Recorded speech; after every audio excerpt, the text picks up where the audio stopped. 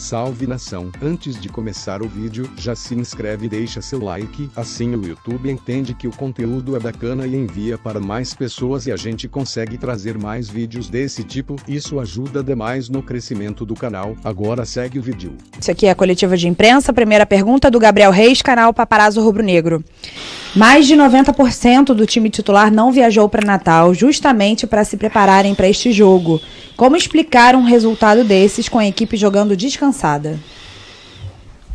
Mas vai acontecer, já aconteceu muitas vezes, aconteceu hoje, vão acontecer outras vezes. Isso não quer dizer que no momento que uma equipe descansa, ela tenha certeza da vitória. Se é assim, você pega algumas equipes grandes aí do Campeonato Brasileiro, que só disputam o Campeonato Brasileiro, então eles têm a obrigação de ganhar o título. E não é por aí. Não é porque nós descansamos entre aspas, né? Que a gente não jogou com a equipe principal aí no meio da semana, que nós iríamos vencer fácil o Internacional. Não tem jogo fácil, independente se você descansa ou não. Eu já havia falado que nós iríamos tropeçar uma hora. Infelizmente nós tropeçamos hoje.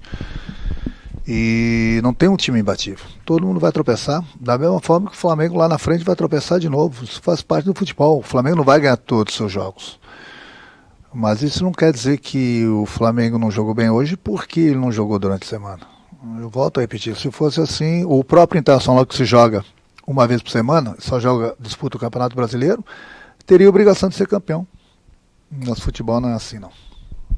Monique Danello, TNT Esportes. Renato, boa noite. O Gabriel acabou expulso em um dos muitos lances de irritação do Flamengo com a arbitragem no jogo.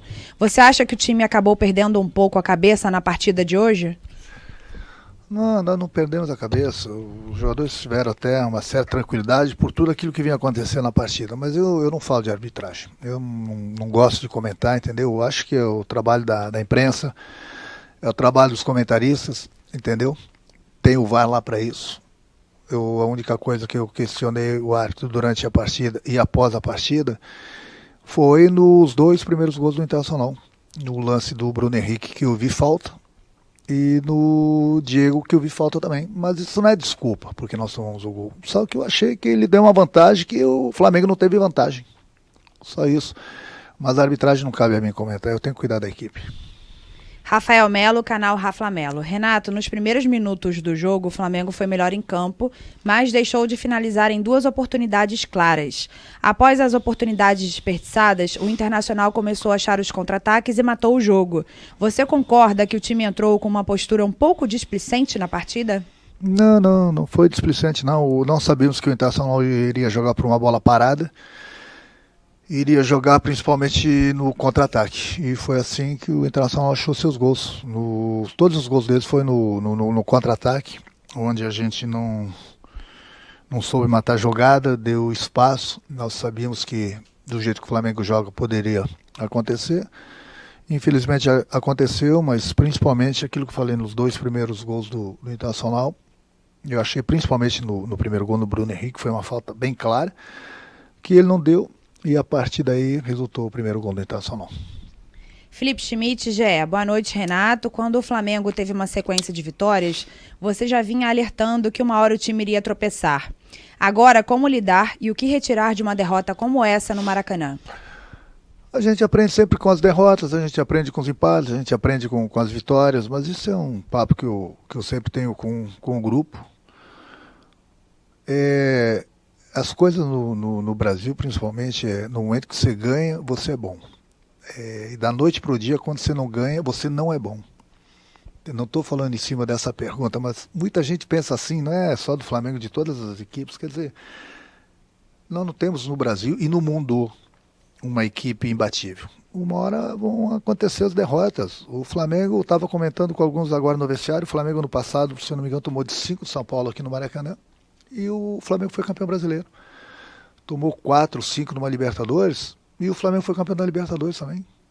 Então, a gente não gosta que isso aconteça, a gente fica triste, entendeu? Mas é dar continuidade no trabalho, que a gente confia no nosso trabalho e confia no nosso grupo de jogadores. Pedro Henrique Torre, ESPN. Boa noite, Renato. O time iniciou até bem a partida, mas caiu muito de rendimento após sofrer o primeiro gol. A que você atribui essa queda?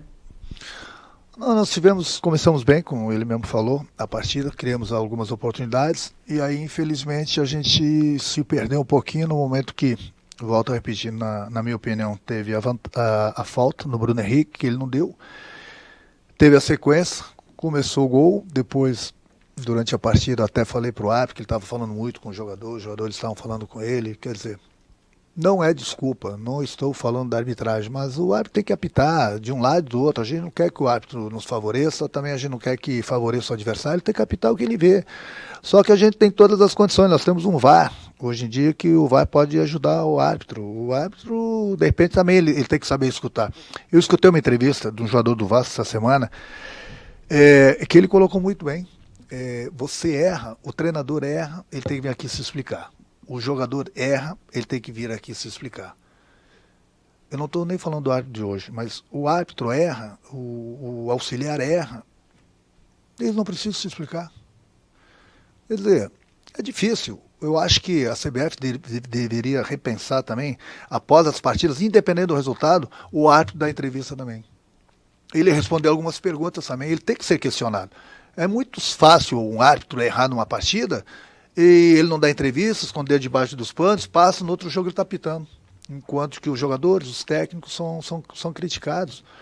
Por que o árbitro não pode dar entrevista? Por que ele não pode se explicar? Por que a CBF não autoriza? Quer dizer, então, muitas vezes acontece isso. Aconteceu, por exemplo, no jogo nosso de quarta-feira, de quinta-feira, o Michel fez um gol legítimo. Anularam porque não tinha VAR. O bandeirinha estava bem colocado. Estava meio metro atrás. Ele deu impedimento. E se aquele gol fosse para decidir a classificação? Então, é muito simples. Você erra, vai para casa. Outro jogo você está apitando, bandeirando. O treinador erra ou não erra. Acontece, mas ele está todo jogo dando explicações. Da mesma forma os jogadores.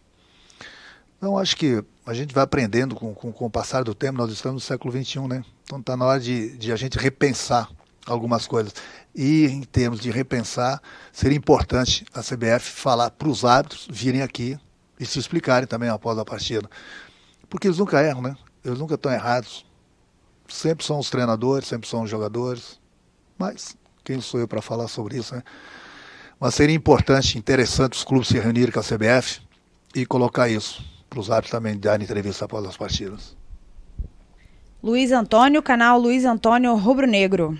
Boa noite, Renato. Hoje o Flamengo não teve uma dinâmica de proteção para sua defesa e tomou 3 gols de transição apoiada e 1 de transição direta. Como resolver esse problema para os próximos desafios? Não, a gente tem treinado, o grupo está bem, a gente tem treinado, tem jogado bem, entendeu? Aquilo que eu falei, não é por causa de uma derrota, lá a gente fica triste até pelo placar, pelo que aconteceu. Hoje quase não deu nada certo pra gente, né? E o Internacional soube se aproveitar disso. Mas é continuar o trabalho. Então, até antes dessa partida, todo mundo era jogador de seleção brasileira, o técnico era um dos melhores do Brasil. E agora, não, tudo bem, a gente entende, nada deu certo hoje pra gente, acontece. Pode ter certeza que o Flamengo, e quarta-feira é outra competição, é Libertadores, e pode ter certeza que vai ser um Flamengo bem diferente do que foi hoje. Wesley Ramon, Portal Urubu Interativo. Renato, o Flamengo vem de 7 vitórias e com goleadas. Hoje é goleado pelo Internacional em casa. Na partida anterior, o Flamengo foi poupado. Você acha que isso pode ter influenciado no ritmo de jogo dos jogadores? Não, aquilo que eu falei, se fosse assim, as equipes que estão disputando, inclusive o Internacional, disputam uma partida por semana só disputa o Campeonato Brasileiro. Teria a obrigação de ganhar o campeonato. E mesmo assim é difícil para quem joga 2, 3 vezes por semana, para quem joga uma vez só. Aconteceu, hoje aquilo que falei, se nós tivéssemos aproveitado as 2, 3 primeiras oportunidades, o jogo seria totalmente diferente.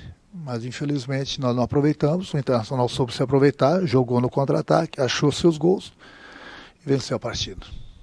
Última pergunta, Mauro Santana, canal do Mauro Santana. Até que ponto o time se deixou levar pelo retrospecto positivo na atuação de hoje? Não, ninguém entrou com salto alto, bem pelo contrário. Uma das coisas que eu mais cobro do meu grupo é isso.